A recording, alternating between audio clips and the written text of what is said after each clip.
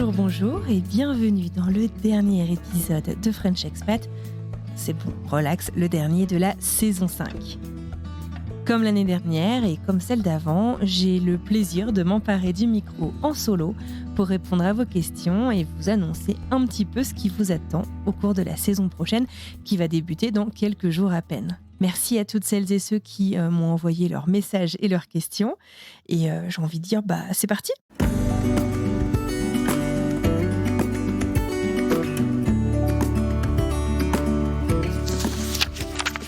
Alors, j'ai classé vos petits mots par catégorie. Il y a des suggestions, il y a quelques questions personnelles, il y a des questions sur le podcast, il y a des compliments et il y a aussi des choses que je qualifierais d'inclassables.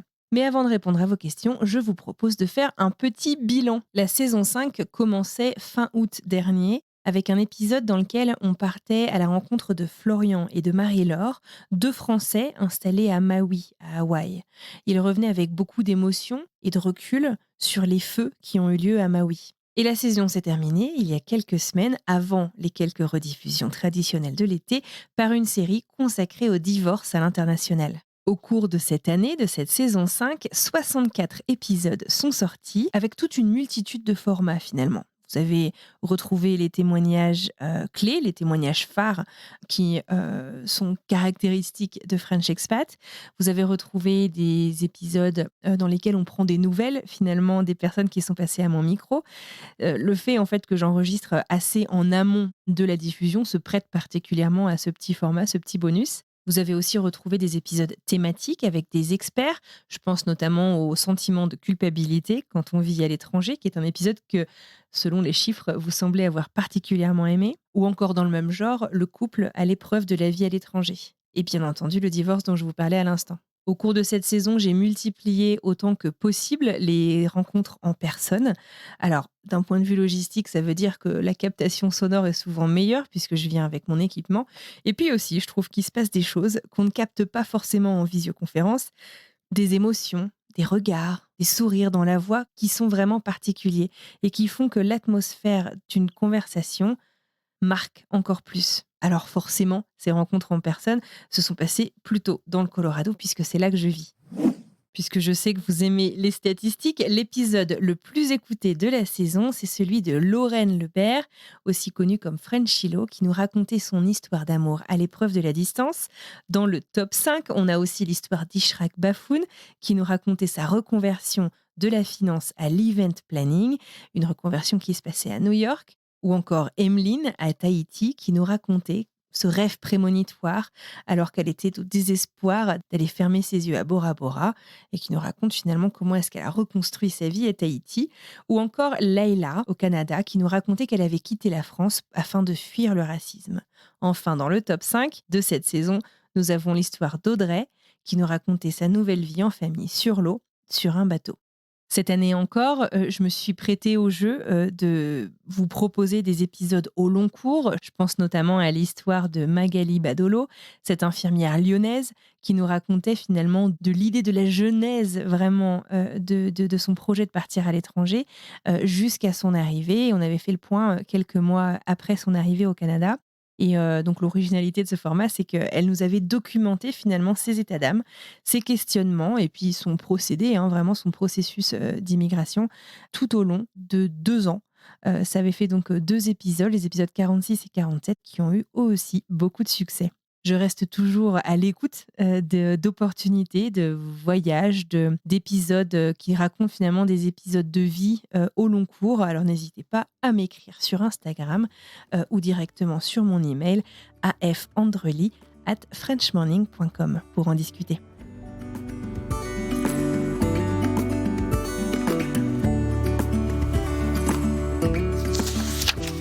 Allez, ça suffit, je vous propose qu'on passe aux suggestions.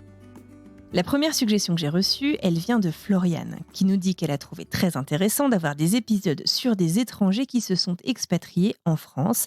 C'est vraiment à refaire, nous dit-elle. Eh bien écoute, je suis complètement d'accord avec toi. Je trouve que c'est super intéressant et que ça nous donne une sorte d'empathie encore plus différente, encore plus importante, puisque ce sont des gens qui sont allés s'installer dans un pays qu'on connaît, ou en tout cas qu'on connaissait plutôt bien. Et c'est, spoiler alerte, justement le thème en fait du premier épisode de la saison 6 qui sortira la semaine prochaine avec une personne qui, j'essaie de pas vous en dire trop pour pas vous spoiler tout l'épisode, mais qui a dû en fait partir de son pays. C'est pas un réfugié, mais qui a dû partir de son pays parce que il n'était plus le bienvenu, on va dire. Et voilà, j'ai eu la chance de le rencontrer en personne au mois de mai, lors de mon dernier séjour à Paris. Et j'ai vraiment super, super hâte de vous faire découvrir son histoire qui est aussi terrifiante que passionnante et apaisante parce qu'en fait, bah, voilà, la suite, l'après, bah, se passe super bien.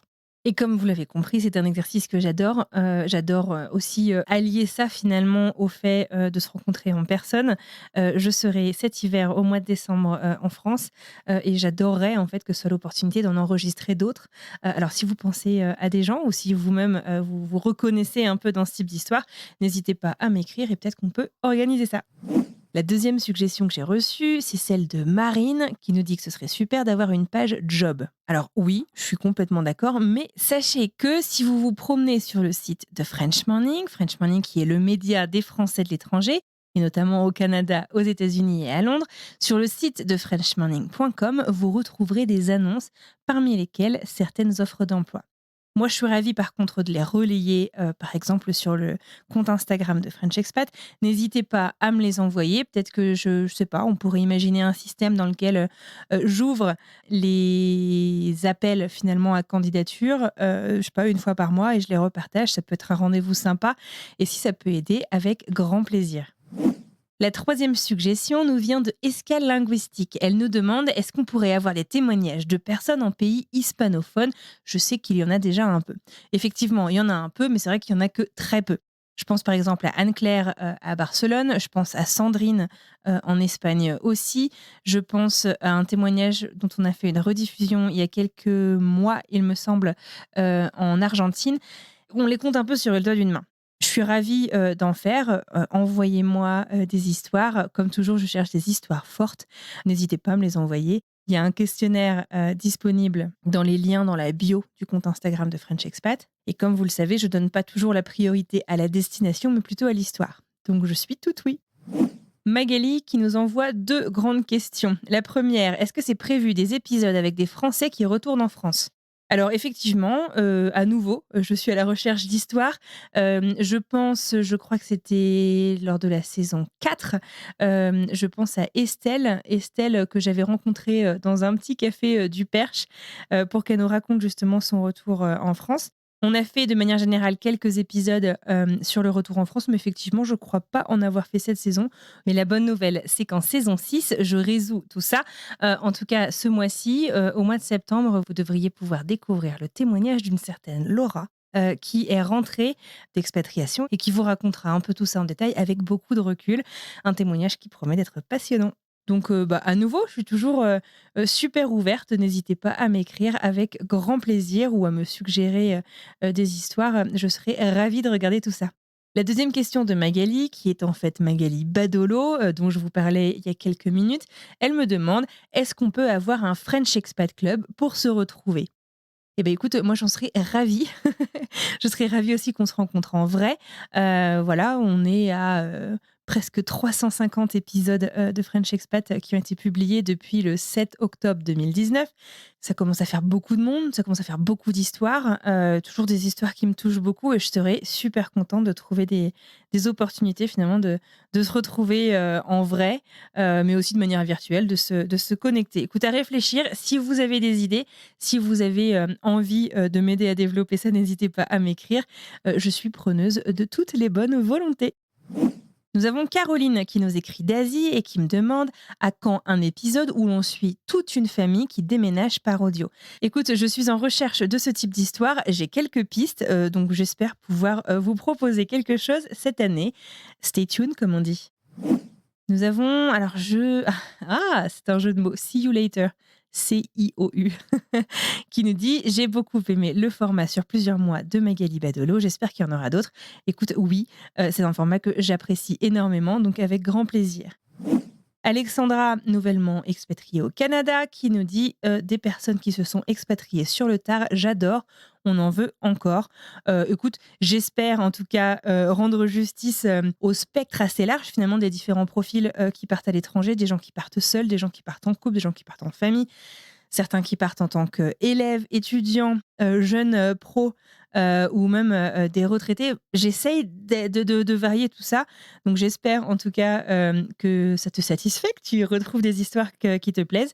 Mais bon, comme toujours, je suis toujours ouverte aux histoires que vous pouvez me proposer. Donc n'hésitez pas à m'en envoyer.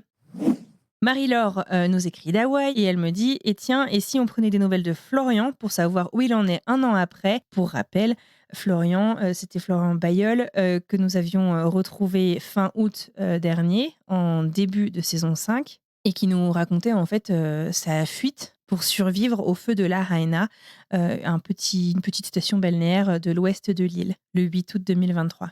Je serais ravie effectivement de prendre de ces nouvelles. De manière générale, c'est une histoire qui m'a énormément touchée. Oui, on va contacter Florian. Merci Marie-Laure. Enfin, une des dernières suggestions que j'ai reçues, qui nous vient de Sabrina, pour proposer le sujet de la reconnaissance de citoyenneté française pour les enfants de couples lesbiens dans des couples où la maman française n'a pas porté l'enfant. Effectivement, j'imagine que c'est pas évident. Je t'avouerai que techniquement, je n'ai aucune idée de comment est-ce qu'on s'y prend quand l'enfant est né du coup à l'étranger, j'imagine. Mais ça m'intéresserait carrément. Donc là, à nouveau, je pense que c'est important en fait de parler et de visibiliser finalement tous ces parcours, donc à fond. N'hésite pas, si tu as quelqu'un en tête qui souhaiterait en parler, à m'écrire ou à me contacter directement. C'est terminé pour les suggestions pour maintenant. Une question personnelle. Quel âge as-tu ? Alors, au moment où sortira cet épisode, j'aurai 39 ans. Voudrais-tu être interviewée dans Bliss Podcast par Clémentine ? Alors, c'est hyper gentil de poser la question, mais ça n'a aucun rapport.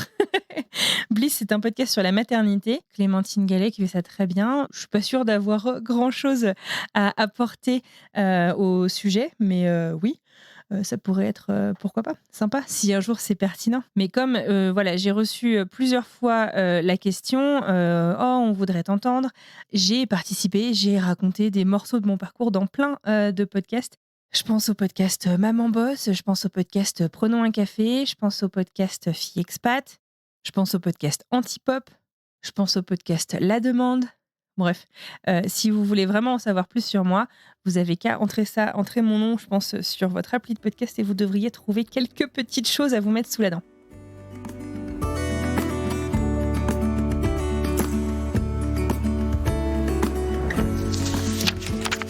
Allez, on passe aux questions sur le podcast. Au début, comment avez-vous réussi à faire connaître le podcast et en combien de temps ? Alors, je peux vous raconter un petit peu comment ça s'est passé. Moi, je suis tombée un peu dans la marmite podcast. J'ai commencé, comme en fait à peu près toutes mes passions, par être un peu obsédée, enfin passionnée, limite obsédée, à écouter des podcasts tout le temps. Chaque moment, c'est même un petit peu même too much. Chaque moment en fait de calme en fait était rempli par l'écoute d'un podcast. Je trouvais ça absolument fascinant que on puisse apprendre de manière aussi passive finalement en faisant autre chose, en faisant la vaisselle, en conduisant, en faisant du vélo. Ce qui le vélo, c'est pas une super bonne idée. Il vaut mieux rester aware de ce qui se passe autour de nous, mais bref. Et moi, à cette époque-là, j'étais dans une phase où c'était 2019, donc ça faisait 8 ans en continu que j'étais aux États-Unis. Et je sais pas, je trouvais plus trop ma place dans la communauté des Français locale. À l'époque, j'étais sur la côte Est. Et puis, je venais de devenir maman. Je me demandais, mais comment est-ce qu'on transfère notre culture, notre langue à un enfant ? Enfin bref. J'avais un peu plein de questions un peu existentielles par rapport à mon identité française. Et j'ai commencé en fait à en parler sur mon compte perso Instagram et dire j'aimerais bien lancer un podcast pour donner la parole aux Français en fait autour du monde. Et là en fait j'ai une copine d'Instagram, on va dire, qui s'appelle Laetitia, que certains d'entre vous connaissent, qui m'a contactée, qui m'a dit mais moi ça m'intéresse à fond, j'ai une idée un peu similaire, faisons ça ensemble. Et donc on s'est lancé en quelques mois et le 7 octobre 2019, donc on a sorti les 2 premiers épisodes. Je crois le premier c'est un où on s'interviewe de manière en miroir quoi, on explique un peu le projet, on explique explique un peu qui on est. Et le deuxième épisode, c'est une interview de Laura, qui à l'époque habitait à Boston, qui depuis s'est installée dans l'Oregon avec sa famille. Comment est-ce qu'on a réussi à faire connaître le podcast ? Je pense qu'on a pas mal bénéficié des communautés sur Instagram. Très clairement.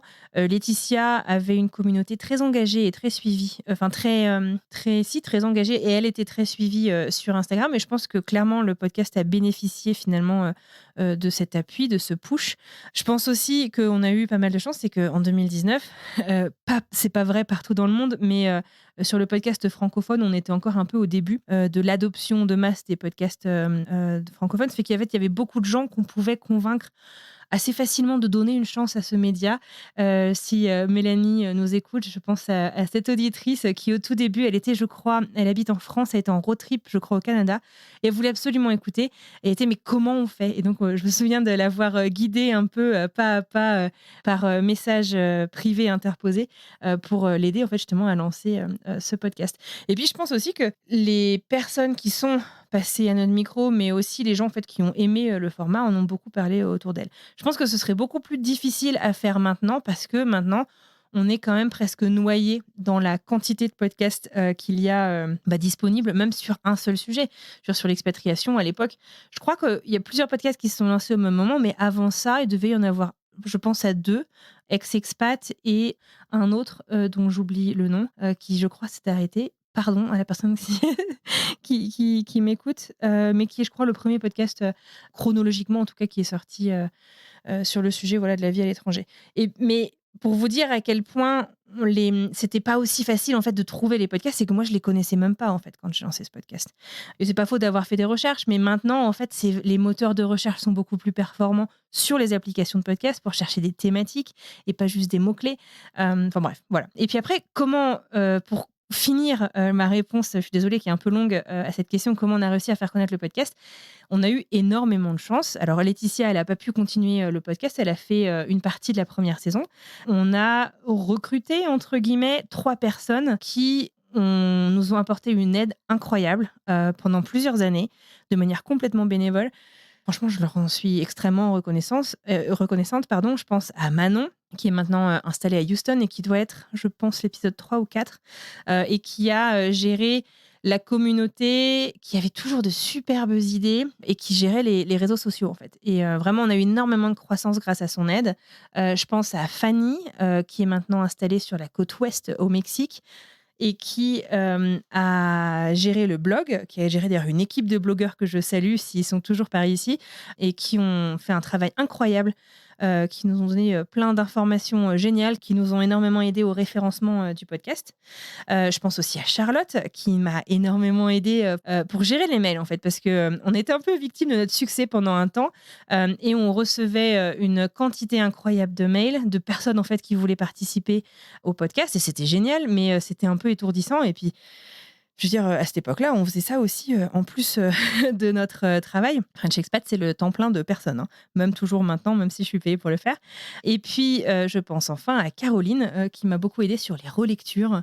Voilà. Donc, je pense que j'ai eu énormément de chance. On est arrivé au bon moment. On a pu bénéficier un peu de l'exposition sur les réseaux sociaux, notamment sur Instagram, de Laetitia, et puis de nos auditeurs et auditrices qui aimaient le podcast.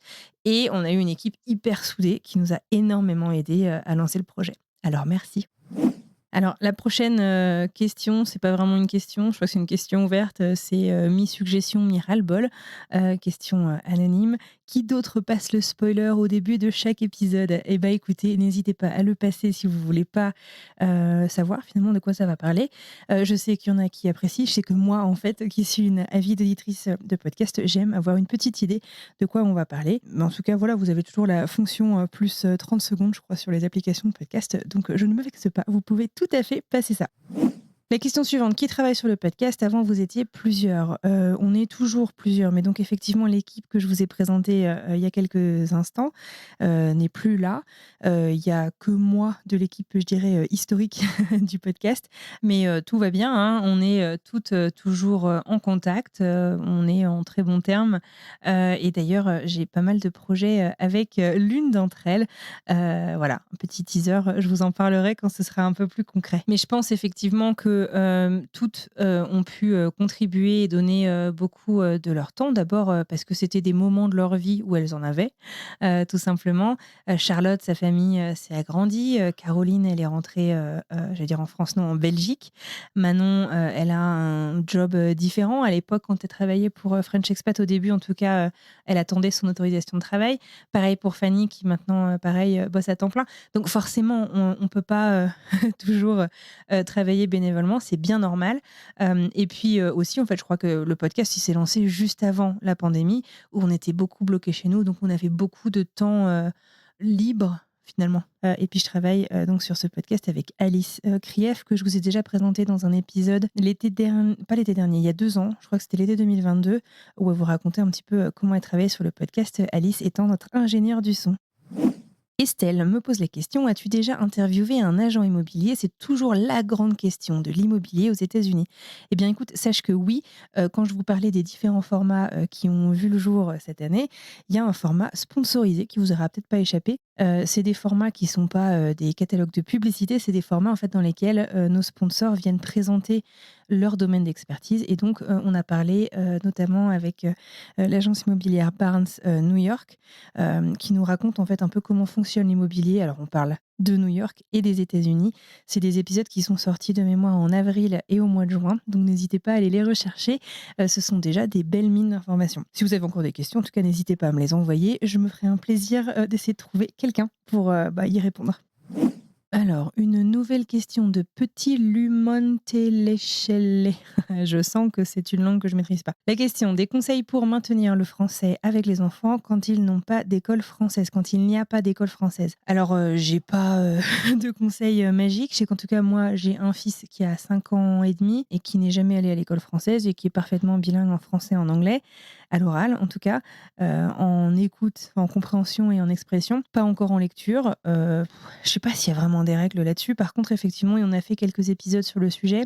Je t'invite à chercher les podcasts avec Audreyne, qui est une orthophoniste basée au Canada, qui donne pas mal de conseils justement pour le bilinguisme, pour maintenir une langue minoritaire à la maison dans la vie de nos enfants. Et je pense, mais alors son prénom m'échappe, je suis archi désolée, attends, je te cherche ça tout de suite, à un épisode super intéressant avec un papa français d'origine japonaise, franco-japonaise, qui est installé à Londres, en Angleterre, et qui nous raconte en fait comment est-ce qu'il apprend la lecture et donc la langue minoritaire à la maison à ses enfants, et comment est-ce qu'il continue justement cet apprentissage avec eux en suivant leur rythme, sans leur imposer grand-chose, mais en s'assurant que voilà, que c'est acquis. Je l'ai trouvé super intéressant. Je suis super désolée parce que le nom m'échappe là tout de suite, mais je vous mets les épisodes dont je vous parle dans cet épisode aujourd'hui.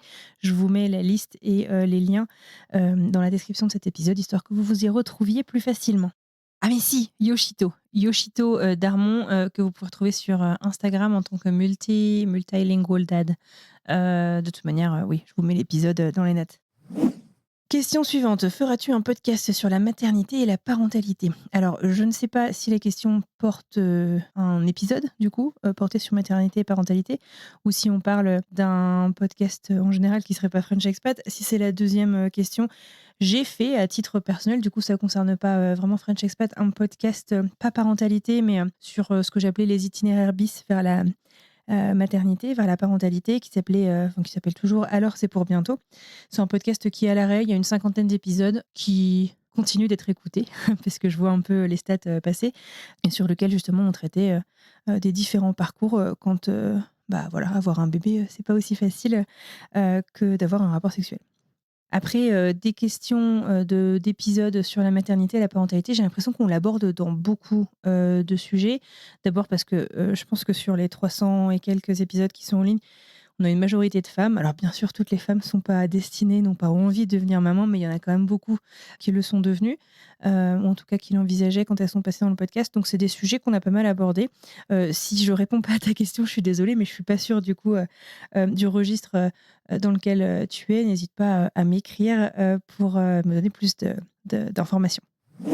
Enfin, il y a une question de Solène qui nous dit: «C'est un vrai plaisir chaque semaine d'écouter les podcasts, mais j'avoue que j'aimerais beaucoup et entendre ton histoire et inverser les rôles, te faire interviewer par une personne que tu interviewes». Me faire interviewer par une personne que j'interviewe. Donc genre une interview ping-pong. Alors on l'a fait, je crois que c'était l'épisode 150. C'était mon amie Thuyen que j'ai rencontrée grâce au podcast qui habitait à quelques centaines de mètres de chez moi à Boston, et donc qui m'avait tendu le micro. Donc je vous invite, si c'est un truc qui vous intéresse, à remonter là. Après, mon histoire, elle est pas passionnante, hein, une fois qu'on l'a racontée une fois. Je suis pas sûre que j'ai beaucoup d'autres choses à partager. Si tu as des questions en particulier, n'hésite pas à m'écrire.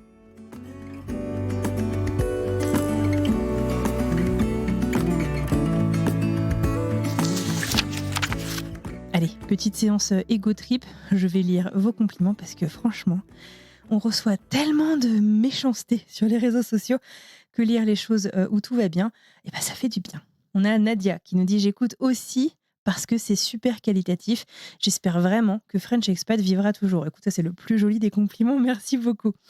Elle nous dit aussi « J'écoute quasiment chaque semaine. Alors merci beaucoup pour tout ce travail. » Merci infiniment. C'est un grand plaisir. On a Camille qui nous dit que French Expat a été un vrai soutien pendant son expatriation. Alors juste merci. J'ai envie de dire que c'est toute la mission de ce podcast, c'est que ce soit une ressource. Et je suis super contente que ça vous aide, j'ai envie de dire autant que moi, parce que moi aussi je suis dans le même bateau, je vis à l'étranger. On a Marie-Lu, je ne sais pas exactement ce que c'est le prénom. Juste pour vous dire que c'est le meilleur podcast ever. Bah ça c'est le compliment le plus gentil, merci infiniment. On a Isabelle qui nous dit « J'adore écouter toutes ces histoires, merci Anne-Fleur, et cette voix qui est parfaite. » Alors c'est marrant, hein, parce que cette voix, en plus cette année, j'ai été quand même souvent malade. Donc j'ai souvent eu une voix très rauque. Je suis pas sûre d'avoir beaucoup chouchouté vos oreilles de ce côté-là. Sandrine, j'adore tes podcasts. See you later, bravo. Simplement, car tu es super bonne host, très belle façon d'interagir avec tes invités. Merci infiniment. Mag, merci Anne-Fleur pour ton travail. Ou encore Laetitia, j'ai hâte chaque semaine de découvrir le nouvel épisode de French Expat, alors merci. Bon, écoutez, merci infiniment à vous, parce que ce podcast, il existe par vous. Il existe pour vous, bien sûr, mais il existe aussi parce que vous me faites confiance, vous me racontez vos histoires, vous partagez des choses parfois très intimes, parfois très délicates. Alors, je pense récemment, par exemple, au divorce. Je pense, on parle, je sais pas, j'allais dire de racisme, mais sans parler même de choses aussi graves. Je crois qu'en fait, vous m'aidez à rendre ce podcast très authentique parce que en fait, les quotidiens de chacun amènent beaucoup de questions.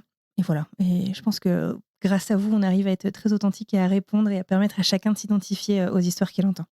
Je m'arrête ici pour les compliments parce que c'est pas très intéressant pour vous, mais en tout cas, sachez que si vous souhaitez nous soutenir, je vous le dis souvent dans les épisodes, mais faites votre engagement. Son engagement, ça veut dire, à part écouter, l'écoute, paradoxalement, c'est quelque chose de passif. Votre engagement, ça va être vos actions, vos décisions d'activité en rapport avec le podcast. Et alors, ça peut être aller sur l'application que vous utilisez là pour écouter le podcast. Alors, sur Apple Podcast et sur Spotify, vous pouvez donner 5 étoiles au podcast. Ça nous soutient énormément. Et puis, ça aide, en fait. En gros, plus les classements sont bons, plus les algorithmes de podcast vont avoir tendance, si on tape, je sais pas, expatriation via étranger, en fait, à faire remonter le podcast dans la liste des podcasts qui existent sur le sujet. C'est ce qu'on appelle la découvrabilité. Sur Apple Podcast, vous pouvez laisser un petit commentaire sur le podcast en général. Alors des fois, on ne sait pas trop quoi dire, mais ça compte tellement que essayez de me mettre un petit truc. Moi, ce que je recommande des fois, c'est je sais pas, dites-moi en fait pourquoi est-ce que vous écoutez le podcast, qu'est-ce que vous aimez. Vous pouvez parler, je sais pas, de l'épisode préféré, ou alors au contraire même de ce que vous aimeriez entendre plus. Enfin bref, faut pas hésiter. Et puis sur Spotify, c'est chouette parce que généralement, je vous mets un sondage, donc une question à choix multiples à laquelle vous pouvez répondre directement. C'est un sondage anonyme sur donc la page épisode sur Spotify. Et puis je mets aussi une question ouverte. Enfin bref, si vous voulez partager un peu votre avis, il y a des personnes que je retrouve chaque semaine qui laissent leur avis. Ça fait toujours plaisir de savoir que vous êtes là. Et en fait, d'avoir un moyen de communiquer qui n'est pas les réseaux sociaux, je trouve que c'est sympa comme tout. Et puis sinon, mon engagement, ça va être, je sais pas, si vous êtes justement sur les réseaux sociaux, partagez ça auprès de vos communautés. Et pas besoin d'avoir 150 000 abonnés pour que vos partages aient du sens, en fait. Faut pas hésiter à partager quand ça vous dit, à rajouter un petit mot, savoir qu'est-ce qui vous a touché, fait rire, qu'est-ce qui vous a énervé même. Mais c'est important. Et puis après, voilà, les classiques, mettre un petit like, mettre un petit commentaire sur les posts, ça paraît tout con, mais ça aide énormément en fait. Moins il y en a, moins les plateformes de réseaux sociaux vont montrer notre contenu à nos propres abonnés même.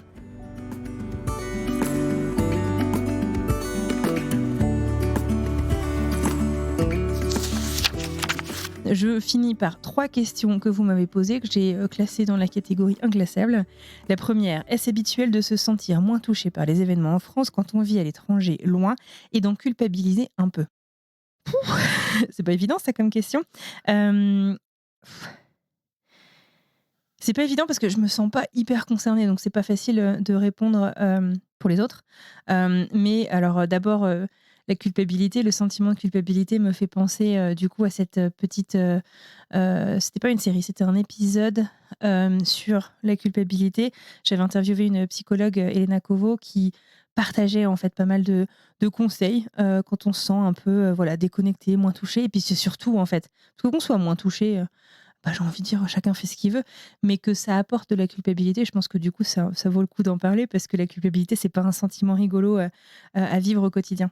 Moi perso, en tant que Française vivant à l'étranger, ça a été, beaucoup difficile de me sentir en fait presque pas légitime d'être française. C'était quand il y a eu les attentats en 2015, de me dire, «Je suis française mais je suis pas là» et j'avais l'impression un peu d'être, loin d'un membre de ma famille, en situation de détresse et je me sentais déconnectée mais j'en souffrais, à l'inverse, beaucoup.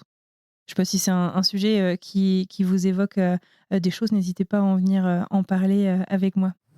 La deuxième question, dans un couple multiculturel dans le pays de monsieur, pays africain avec la place de la femme différente qu'en France, comment est-ce vécu par madame? Bah écoutez, je sais pas, faudrait lui demander. Je sais pas si tu penses à un cas de figure, très particulier, mais je pense que ça dépend bien entendu de chaque couple, de chaque personne, de la culture, mais de l'histoire et de la personne en fait, en elle-même. J'aime pas trop faire des clichés donc je préfère, pas m'aventurer, sur ce sujet-là et laisser par contre les gens qui pourraient être concernés, réagir si c'est le cas. Si vous avez envie de réagir, n'hésitez pas à m'écrire. Merci d'avance. Et enfin, la dernière question, comment se soutenir quand l'un est épanoui, en expatriation et pas l'autre? Je pense que c'est un sujet qui est clairement pas évident, qui se répond pas en 2 secondes. Avec la réponse bateau, j'ai envie de dire que ce sera certainement la communication parce qu'il faut se parler, sinon on risque, d'accumuler énormément de ressentis et de non-dits. Moi, je suis passée par là personnellement. Mon mari n'est pas, expatrié, au sens, propre du terme puisqu'il est, local, des États-Unis. Mais ça a été, un mal-être et ça s'est manifesté finalement au bout de quasiment 10 ans, d'expatriation. Avant, tout allait bien et je pense que la discussion nous a beaucoup aidés. En tout cas, quoi qu'il en soit, on a sorti un épisode avec, Adélaïde Fulconis qui est, psychothérapeute, en France maintenant, qui était à San Francisco pendant longtemps et qui nous parle justement du couple, qu'il soit, biculturel, qu'il soit, franco-français, qu'il soit enfin bref, sous toutes ses formes, en tout cas à l'épreuve de la vie à l'étranger. Je vous remettrai également le lien, il est sorti aux alentours de la Saint-Valentin, cette année et je pense sincèrement que c'est une belle, ressource.